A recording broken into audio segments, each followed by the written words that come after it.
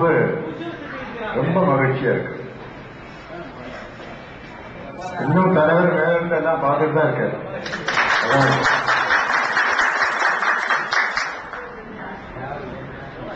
India மட்டும் இல்ல, உலகம் பூரா அவருடைய புகழ் பரவி இருக்கு. இப்ப நான் சமீபத்தில் மலேசியா போயிருந்தேன். அந்த ஒரு மினிஸ்டர் இவருடைய பரம ரசிகர். அவர் வீட்டில் தலைவர் போட்டோ தான் வச்சிருக்காரு. அவர் தலைவரை பார்த்ததே கிடையாது. இருந்தாலும் அவர் மேல ஒரு நம்பிக்கை, அவர் மேல விசுவாசம் இன்னும் அவருடைய பக்கத்தில் வச்சிருக்காரு. அங்கே மலேசியாவில் கடவுளோட என்ன பாசம் ஒவ்வொருத்தருக்கும், என்ன பார்த்து தொடர்றது, ஆசீர்வாதம் வாங்கிறது ரொம்ப எனக்கே நம்ப முடியல. ஏர்போர்ட்லேயே ஒரு 1000 பேர் வரவர்கள் இருந்தாங்க. ஏர்போர்ட்லயே ரொம்ப சிறப்பாக நடந்தது அந்த நிகழ்ச்சி. அப்போ மலேசியாவில் எப்படி சிங்கப்பூர்ல இருந்து அழைப்பு கொடுக்குறாங்க, ஆஸ்திரேலியால இருந்து எல்லா ஊர்ல இருந்தும் அவருடைய அழைப்பு உண்டு. என்ன காரணம்னு கேட்டீங்கன்னா அவருடைய மனசு, அவர் மனிதனில் தெய்வம் என்றே சொல்ல. மனிதன் ஏதோ ஒரு படத்துல பார்த்து சிவாஜி ஆக்ட் பண்ணியிருந்தாரு. அந்த படத்துல ஒரு நாளைக்கு ஒரு சிவனுடைய துணி துவைச்சு கொடுத்தா தான் அவருக்கு சாப்பாடு இறங்கும். அப்படி ஒரு ஆள். அதே மாதிரி புரட்சி தலைவர் யாருக்காவது ஒரு நாள் உதவி பண்ணலன்னா அவருக்கு சாப்பாடு இறங்கும். பொதுவா ஒரு நிகழ்ச்சி. இப்ப எல்லாரும் வீட்டை விட்டு காலையில கிளம்புறாங்க, ஆக்ட் பண்றவங்க, ஆபீஸ் போறவங்க எல்லாரும் போறாங்க இல்லையா? அவர் என்ன பண்ணுவாரு, ராமாவூர் கோட்டையில இருந்து கார்ல ஏறி வாசல் நின்று யாராவது இருக்காங்களான்னு பார்ப்பாரு. ஏன்னா அவர் ஷூட்டிங் போறாரு, 7 மணிக்கெல்லாம் போறாரு. இவரை பார்க்கறது யாராவது வந்திருந்தாங்கன்னா ஏமாந்து கூடக்கூடாதுங்கிறதுக்காக பார்த்து யார் இல்லைன்னா அப்படி நேரம் போயிடுவாரு. சத்யா ஸ்டுடியோ போன உடனே அங்கே யாராவது இருக்காங்களா வாசல்ல இருந்தாங்கன்னா அவங்களுக்கு என்ன கேட்டுவா பார்த்தா ஸ்டுடியோ உள்ள போவார். இது அன்றாட வாழ்க்கையில பண்ணிட்டு இருக்காரு அவரு. ஏன் நேரம் போக வேண்டியதானே அவருக்கு? அப்படி அவர் பிறந்தது வளர்ந்தது எல்லாம் மக்களுக்காக தான், அவருக்காக இல்லை. எனக்கு தெரிஞ்சு வரக்கூடிய 9 மணிக்கு கேட்டு தோத்தாச்சுன்னா ராமவரம் தோட்டம் எல்லாம் தப்ப தப்பன்னு உள்ள வந்துடுவாங்க. நாங்க என்ன பண்ணோம், லேடிஸ் எல்லாம் ஒரு சைடா நிப்பாட்டுவோம், ஜென்ஸ் எல்லாம் ஒரு சைடா நிப்பாட்டுவோம். ஒரு அறிஞ்சு வருவாரு. 10ல இருந்து 11 மணி வரைக்கும் எல்லாரையும் பார்ப்பாரு. பார்த்த வரையிலும் இதுவரைக்கும் நாம் பார்த்த வரையிலும் வெறும் கையோட யாரும் போன்ற சரித்திரமே இல்லை. யாருக்கு என்ன குறை, என்ன சமாச்சாரம், என்ன நான் செய்யணும் கண்டிப்பா செஞ்சாங்கிறோம். அந்த நம்பிக்கை நான் பார்க்கிறோம். யாருமே செஞ்சது. அது மட்டும் இல்ல, இன்னொருத்தருடைய புண்படும்படியான ஒரு நிகழ்ச்சியில கலக்கவே மாட்டோம். ஒரே ஒரு நிகழ்ச்சியை ஞாபகம் வந்து சொல்லிடுறேன். ரெட்டியத்துல நரசிம்மன் ஒரு பிராமணன், நம்ம தலைவருடைய அதிமுக பெரிய ரசிகன் மேற்பாடு. கல்யாணம் பிக்ஸ் பண்ணியாச்சு. தலைவர் தாலி எடுத்து கொடுக்கணும், 2 மாலை மாத்திக்கணும் ஐதீகம். ஆனா அவங்க அப்பா என்ன சொல்றாங்க, எப்ப அது முறை இல்லப்பா, நம்ம ஐதீகப்படி நடக்கணும், சாஸ்திரப்படி என்ன, அவன் ஒத்துக்க மாட்டேன்ட்டான். எங்களுக்கு இதெல்லாம் தெரியாது. நேரா ரெண்டு போனோம். மோகன் ராஜா எப்படி நம்ம இருந்தாரு, நம்ம அரங்காபுரம் ராமலிங்கம் கூட வந்திருந்தாரு. நாங்க உட்கார்ந்த உடனே அந்த பையனோட தாய் தகப்ப நேரம் காலில் தலைவர் ஆசீர்வாதம். என்னன்னு கேட்டீங்கன்னா, ஐயா நாங்க பிராமணன், எங்க வழக்கப்படி ஐதீக திருமணம் முறைப்படி ஏதாவது நடக்கணும் ஐயா, இந்த பையன் ஒரே பிடிவாதம் பண்றான், நீங்க தாய் எடுத்து கொடுத்தா போதுங்கிறான். அப்படியா, நான் இங்கே உட்காரு, நீங்க முறைப்படி கல்யாணம் பண்ணிட்டு வாங்கன்றது. நான் இங்கே இருக்கேன், உங்க முறைப்படி கல்யாணத்தை முடிச்சிருவாங்கன்னு எல்லாரும் உட்காந்து அந்த மந்திரம் எல்லாம் பண்ணாங்க.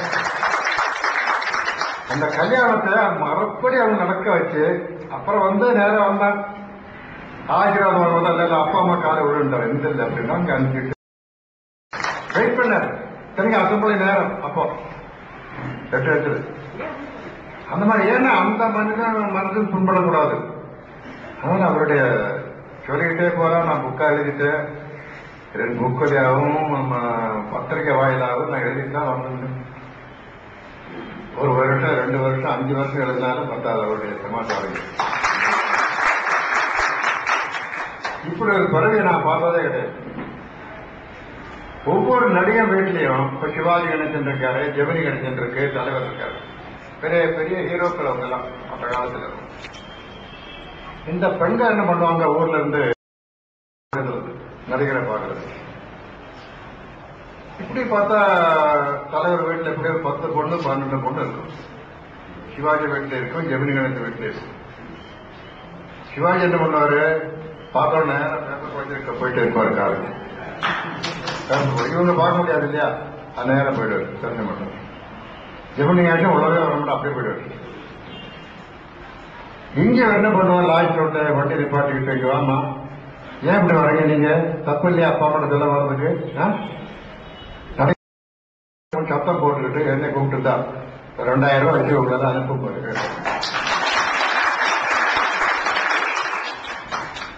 நான் ஒருத்தரா கூட்ட, நீ வந்து ஒரு தஞ்சாவூரா, நீ எங்க கும்பகோணமா, எங்க டிக்கெட் வாங்கி நேரம் அனுப்பி விட்டுறது, உங்க அப்பா அம்மா லெட்டர் போட வச்சுக்கிட்டு. இது அவரு பண்றது. ஏன்னா இப்ப நடிகரை பார்க்க முடியாது, ஊருக்கும் போக முடியாது, கெட்டு போயிடுவாங்க. இந்த புரோகிராம் சுத்திட்டே இருக்கும், இதுகளை கெட்டு போய் அவங்க வாழ்க்கை க்ளோஸ் ஆயிடும். தலைவர் அதை விட மாட்டார். அந்த மாதிரி ஒவ்வொரு நிகழ்ச்சியிலையும் அவரால் யாருக்காவது உதவி பண்ணலன்னா, அன்னைக்கு நான் ஒண்ணுமே பண்ணல யாருக்கும் அப்படின்னு சொல்லிட்டு இருந்தார் ஒரு வாட்டி. அப்போ சரளாதேவி அடுத்த கட்ட ஷூட்டிங்ல கேட்டாங்க, எனக்கு அதான் பண்ணுங்கன்னு, உனக்கு உதவி பண்ண நான் கேட்டேன். நான் இருக்கேன் பக்கத்துல, யாருக்காவது உதவி பண்ணணும் எனக்கு செய்யுங்கன்னு, உனக்குதான் உதவி கண்ணு மேம்பட்டு நடிச்சிட்டு இருக்கேன், அப்படின்னா உனக்கு உதவி. அப்படி ஒரு மனிதவரை பார்த்தவர்.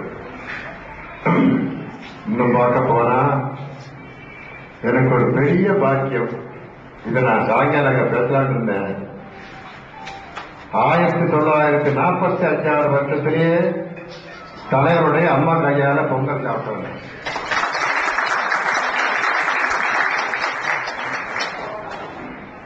அப்ப நான் சவுகார்பேட்டையில ஒரு பால் கடையில வேலை செஞ்சுட்டு இருந்தேன்.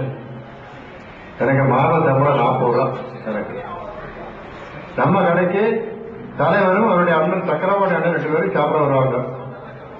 இவங்களை நாங்க எப்படி கூப்பிடுறோம்னு கேட்டா, சின்னவர் பெரியவர் தான் கூப்பிடுவோம். தலைவருக்கு சின்னவர் என்றும் பெரியவருக்கு பெரியவர் கூப்பிடுவோம். அப்ப அவரு இந்த தாலிவாகனன், அசோக்குமார், அபிமன்யு, இந்த மாதிரி ரத்தனகுமார் சின்ன சின்ன வேலைகள் ஆக்ட் பண்ணிட்டு இருந்தார். நல்லா பேசுவோம், நல்லா இருந்து ஒரு நாள் சொன்னார், பொங்கல் அன்னைக்கு வீட்டுக்கு வாங்கினார். என் கடையில இருந்து சைதாமிதார் நேரம் லாஸ்ட்ல வீடு இருக்கு, ஒரு 2 கிலோமீட்டர் தான் இருக்கு. பொங்கல் அன்னைக்கு போனேன்.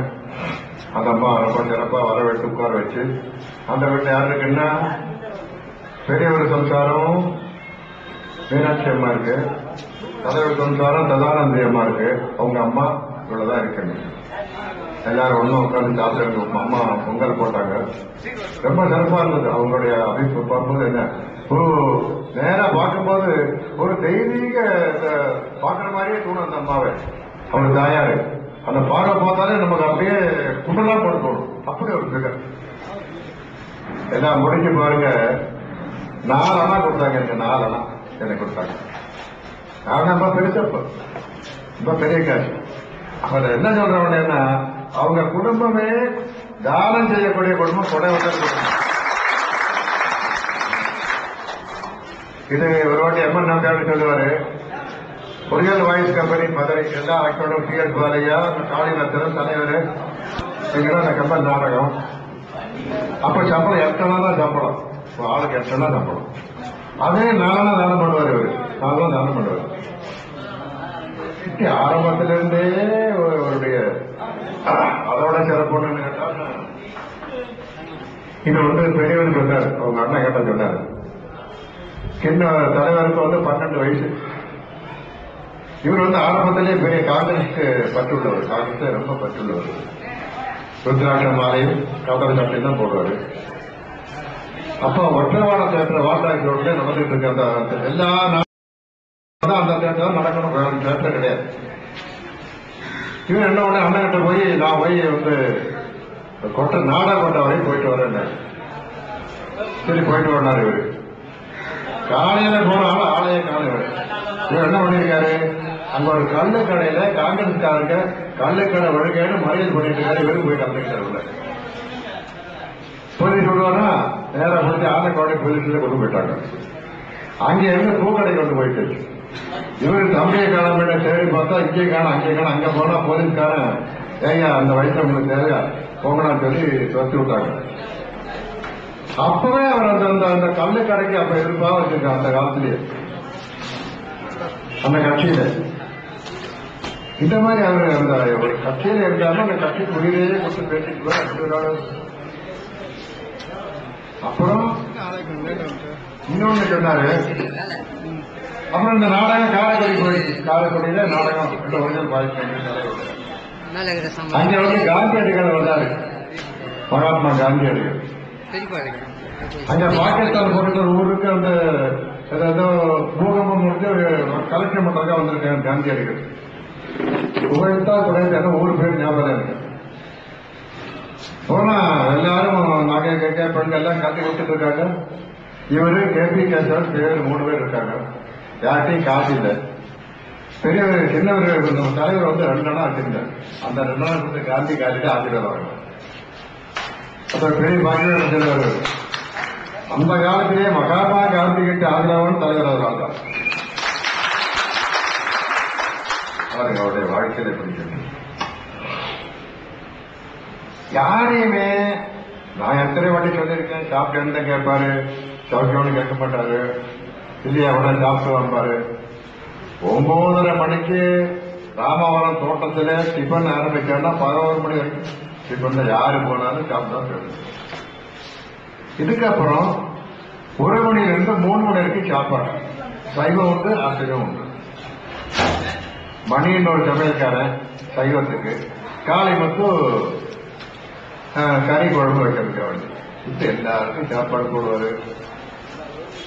பொங்கல் அன்னைக்கு எல்லாருக்கும் காசு கொடுப்பாரு. வெளியே வந்து வளர்ந்த போறவங்கெல்லாம் காசு கொடுத்துட்டு போவாரு. அவரு காசு கொடுக்கும் போது முகத்துல ஒரு சின்ன துளைப்பே வராது. சிரிச்சுக்கிட்டே தான் இருப்பாரு. அது கொடுத்துட்டே இருப்பாரு. பணம் இருந்தா பெருசல்ல, கொடுக்க மனசு வரணும்.